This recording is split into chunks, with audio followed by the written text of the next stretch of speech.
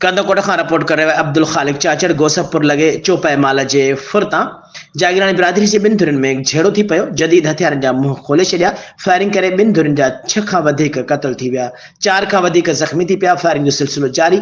Police वाक़े वारे हंध देर सां पहुती। जख्मी ने मार्ची वेलन जा लाश हथ करे वरता ऐं पुलिस पोस्टमार्टम बाद वारसन हवाले कयो वियो। बाद में बई धुरियूं मोर्चा बंद थी वयूं आहिनि। वाक़े जो केस दाख़िल न थी सघियो आहे। तफ़सील मूजिब गोसफपुर भरिसां कच्चे जे चंगण थाने जी हद जे ॻोठ हलीम जागीरानी में माल जी भेल ऐं चौपाई माल ते जे फुरतां जागीरानी बिरादरीअ जे बिन धुरन में झेड़ो थी पियो। झेड़े दौरान ॿिन्ही धुरनि जा हथियारबंदनि हिक ॿिए मथां जदीद हथियारनि सां फायरिंग करे ॾिनी।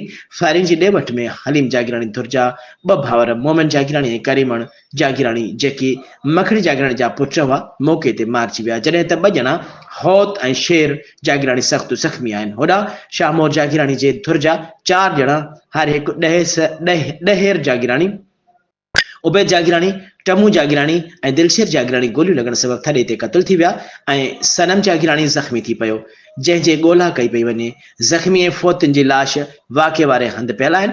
अहिड़ो इतला ते पुलिस वाक़े वारे हंधि देर सां पहुती लाश तहवील में वठी छॾियो ऐं पोस्टमार्टम बैदि वारसनि हवाले कयो वियो। लाश घर पहुचण ते कोराम मची वियो। ॿिन्ही धुरनि में फायरिंग जो सिलसिलो अञा ताईं जारी आहे।